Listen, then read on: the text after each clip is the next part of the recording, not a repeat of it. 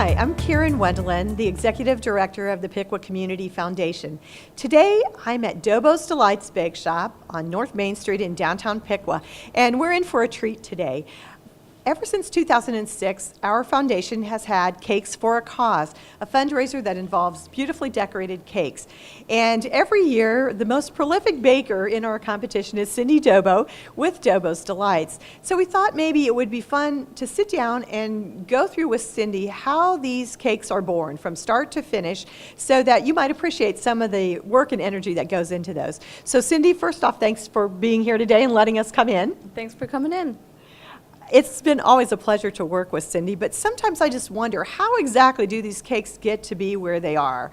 So every year we have a theme for our Cakes for a Cause event, and each year I have a feeling shortly after the theme is announced, clients and customers will come into Cindy and talk about doing a cake. So maybe you could explain just a little bit about how you go from maybe an idea to an actual design for a cake. Once you announce the theme, we just start brainstorming here, different ideas we have for cakes, something that might go with that theme. We have some people that come to us every year, and so we always kind of think about them and what might fit with their business. We try to incorporate the theme and the business together. Sometimes that works and sometimes it doesn't. Sometimes we just have a great idea, and if we suggest it to someone, then it doesn't necessarily have to go with their business. Exactly. And sometimes do people come to you with ideas for things that you've never done before, and how do you determine whether it's actually something you can do? Every year this happens. We never know what our limit is, and so they'll give us an idea and we'll sit down and start sketching it out and think about how we would do everything. We sometimes talk to other bakers. We belong to a retail bakers association, and we'll get ideas from them and people that have done maybe something like it, and so we have help from all over. And we should mention that every year Cindy and her staff here do about 25 to 35 cakes for this event. So if you multiply that process by 25 to 35, you can see what a crazy busy time this is for them and how detailed they have to be in order to get all of these cakes finished and out to the venue by the end of the day on the day of the baker's party. So let's take a look at how you actually begin from the very beginning of the cake, and let's start back in the kitchen. All right, let's go.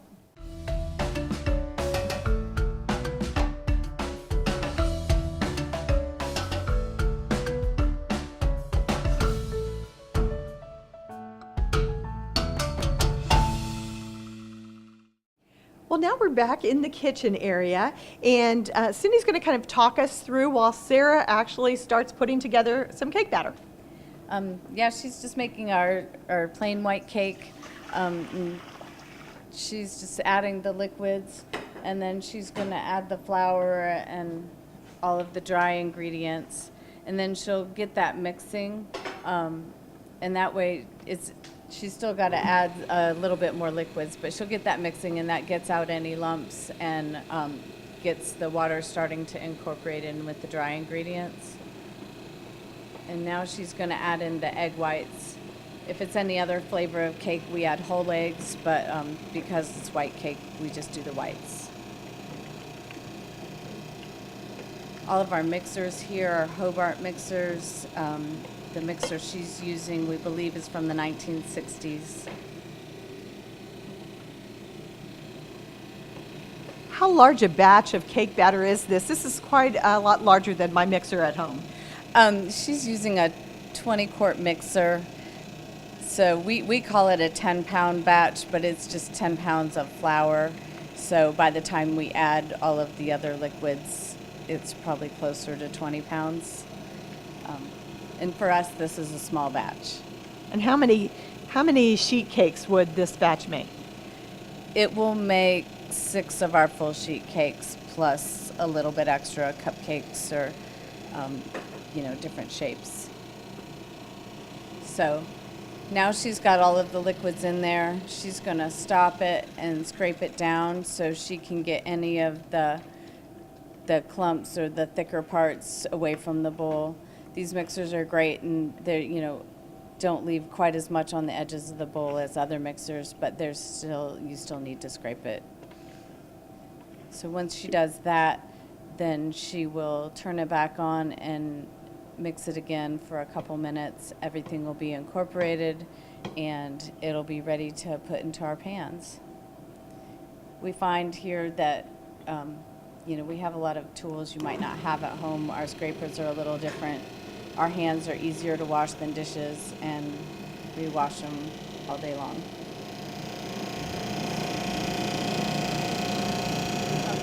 Now she's taking the batter and weighing it into the pans. All of our cakes are done by weight, so that way they're always the same thickness and the same amount of batter, and they'll bake evenly. And just for us, it's a lot easier to do this. She's got the pan balanced out, and then she's also got how many pounds go into that pan. I know at our event at Cakes for a Cause, a lot of the cakes are sculpted into a variety of shapes, and I know you don't have pans that are that shape, so I assume you kind of start with general shapes? We do. We start with either, squares or rounds and go from there to what shape the cake needs to be, and we just carve it down.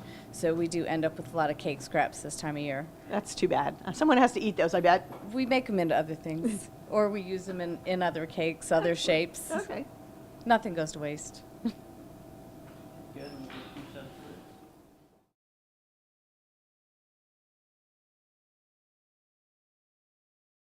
Now we're going to take the weighed out cakes and put them into the oven. Our oven is a 4-shelf rotating oven, so we can fit quite a few cakes in there. And then we will set a timer.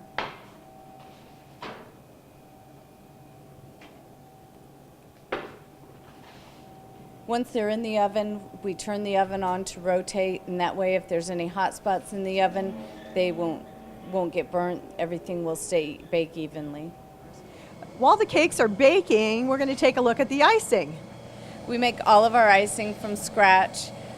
We make it in pretty big batches because people love our icing, and it's one of the reasons people get cakes from here. So this is a buttercream icing that's mixing. It's in a 40-quart mixer, and this mixer is a 1942 Hobart.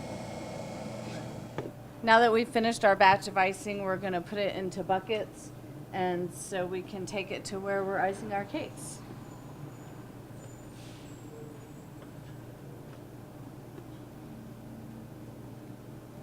And this batch will give us 3 buckets of icing.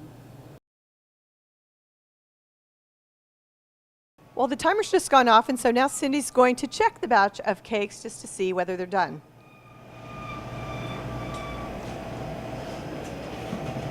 Just like at home, we're going to check, and they spring back, and so they're looking good. Now that the cake is baked, we've turned it out of the pan. We only needed half of the long pan, so we've cut it in half, and we're going to peel off the paper that we put in so it won't stick to the pan. And we are going to put a little bit of simple syrup on the cake just to make sure it stays moist. And we're going to even it up anywhere that needs a little cutting or lifting. And this one is iced white, so as opposed to chocolate, so we're just going to go ahead and ice it. I would say that icing a cake is the hardest part of it, getting it nice and smooth and even. The decorating is just the fun part.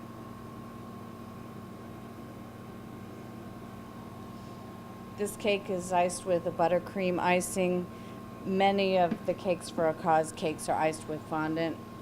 The fondant icing has the buttercream underneath it, and then it's got the fondant rolled out with a rolling pin or a handy machine and laid over the top of the buttercream. I try to get all the sides smoothed out first, and then I work on the top. But everyone has a preference of how they like to do it. And then I'll just draw it in and start smoothing out the top. I know you say that's the hard part, but Cindy, you made it look pretty easy.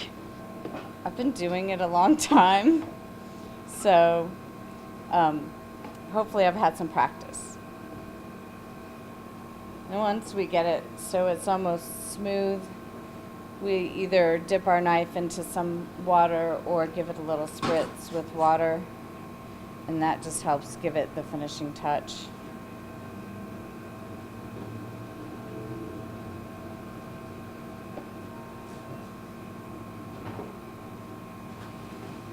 And then anything that's not just perfect, that's where a decoration will go.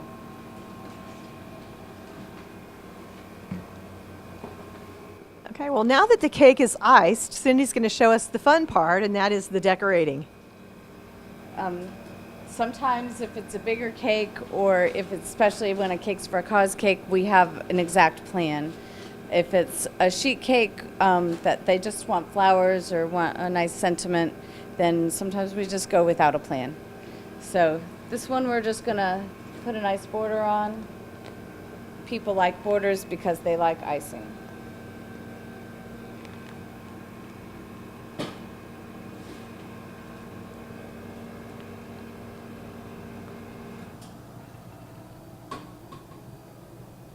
And then we might on the top do a couple colors on the border just to frame it, make it stand out.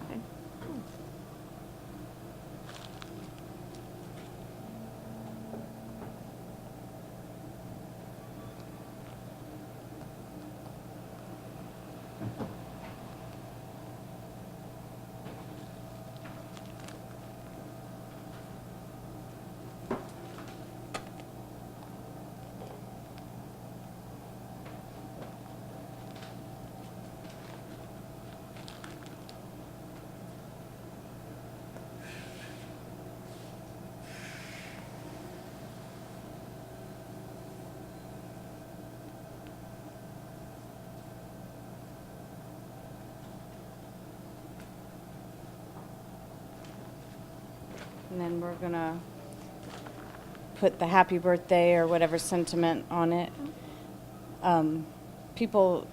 Different decorators have different preferences of how to do things, but I find a lot of times if I write first, then I know how much room I have left for decoration.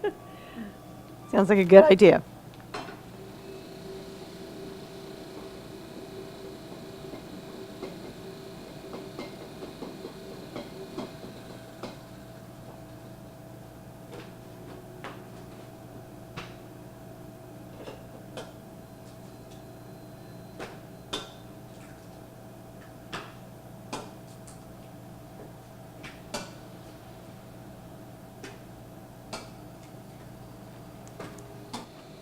We're just going to make a few simple roses for this one, and maybe a daisy or two just to give them some variety. And when I first started, I did not do roses this fast. And we're going to make a few other flowers to finish this off. We put it on the turntable so we can spin the cake around, leave our bag in the same place.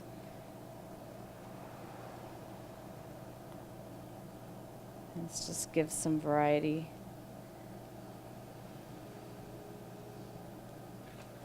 We're going to put some leaves on our flowers and some finishing touches, and this cake will be done.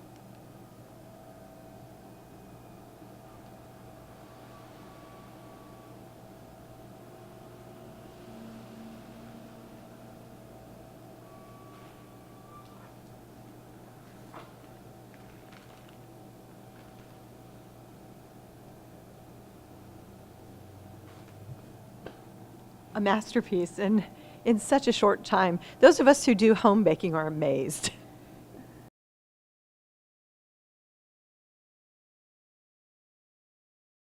Okay, Cindy's going to share with us a little bit of information about fondant icing. It's something that's used on a lot of the cakes for a cause, but I think a lot of people don't understand exactly what it is. So why don't you just give us a little bit of information here? Fondant is more like a dough.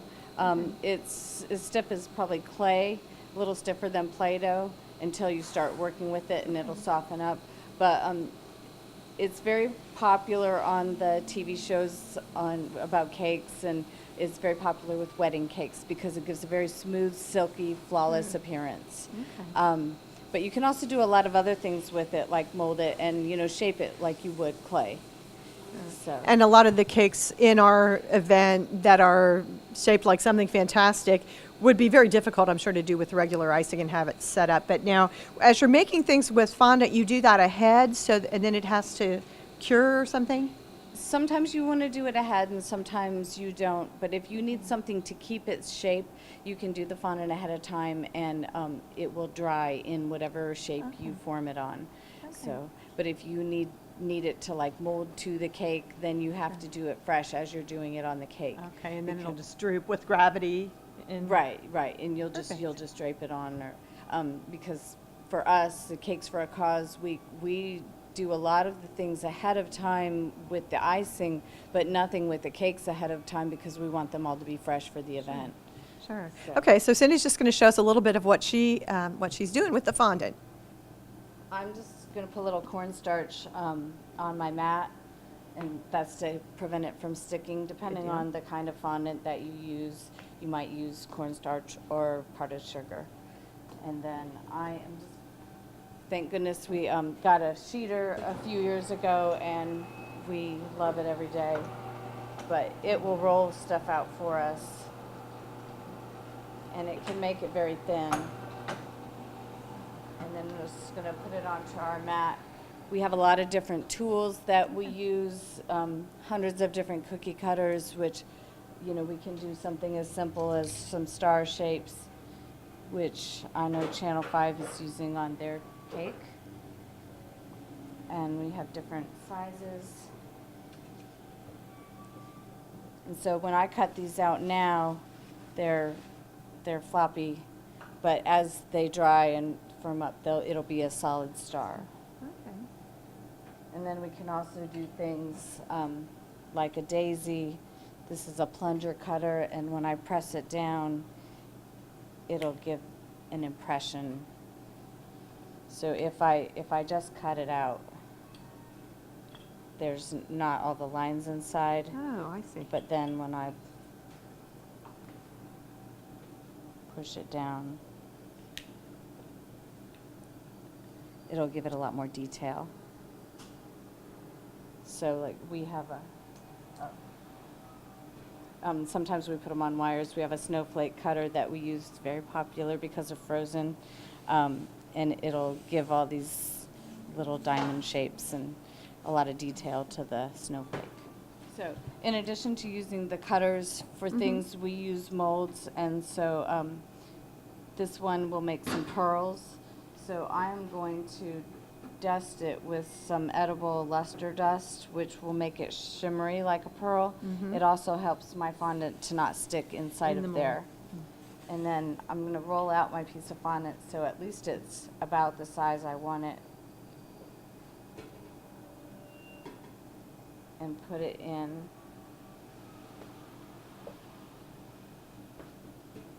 And once I get it in there, I'm going to squeeze it together and cut off any excess that I've got coming out. So because these molds, you know, are only a few inches long, if you're doing edible pearls all around a cake, as you can see, it can be very tedious, but it is pretty and it's edible. So then when you take it out, you can still trim off a little bit of the excess, or you can just use that as the backing, and it helps keep it all the little individual beads together. And then you can shape it onto a cake. I'll do a little thing. Well, Cindy's going to show us now some actual freehand sculpting, kind of, with some of the fondant. We do have molds for people. The molds we have are very specific, and so then you have to make clothes, and you have to really do a lot more detail to a person. But we can make easy people, or, you know, they're more cartoonish, but they're fun, and it's a good way to add a little bride or graduate or just a little figure onto your cake. So I'm going to check and see if that head is about the right size, And we're going to use a toothpick to hold his head on, and just a little bit of water on there as well. Oops, that was a lot of water.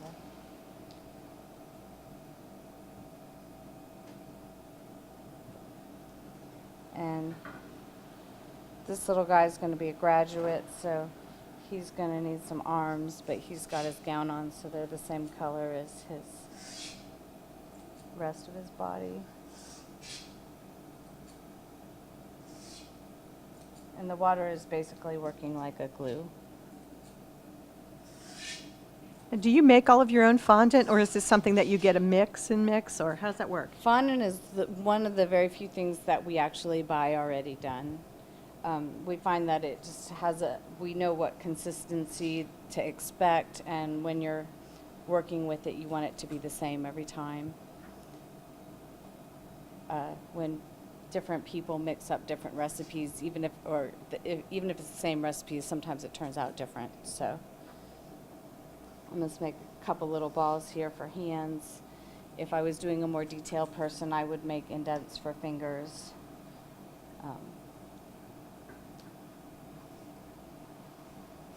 But we're just going to make one little thumb detail.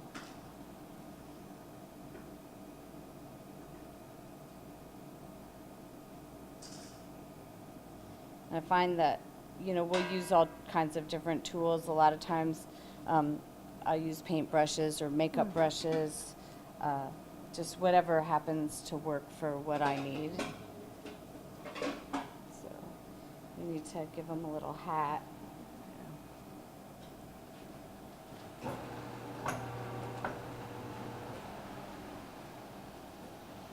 So we're just going to cut out a square.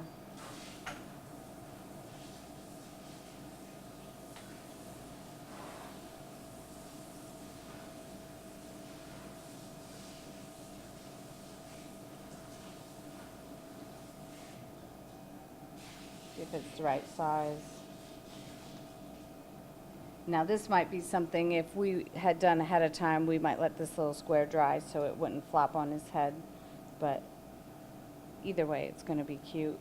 And we can make a little tassel.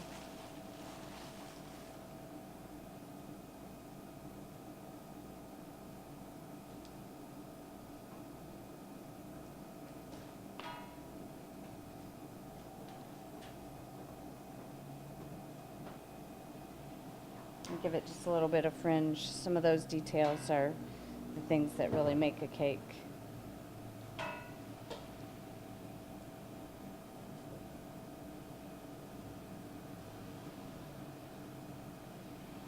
And then we can add a face later. We have food coloring markers. We can either draw it on or we can do it with buttercream. And Turn him to face the camera so they can see him. It's just amazing how just in a few minutes we know exactly what that is. we'll give him a little diploma too. We wouldn't want him to go through all that work without a diploma.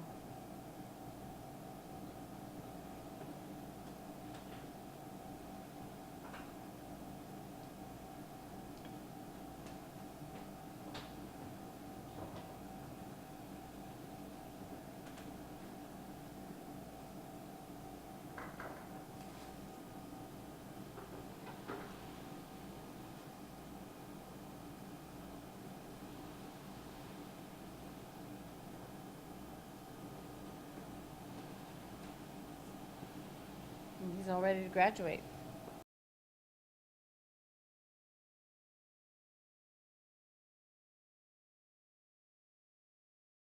I just want to take a minute before we close to thank Cindy Dobo of Dobo's Delights Bake Shop for giving us a guided tour through the development and design and implementation of making a cake.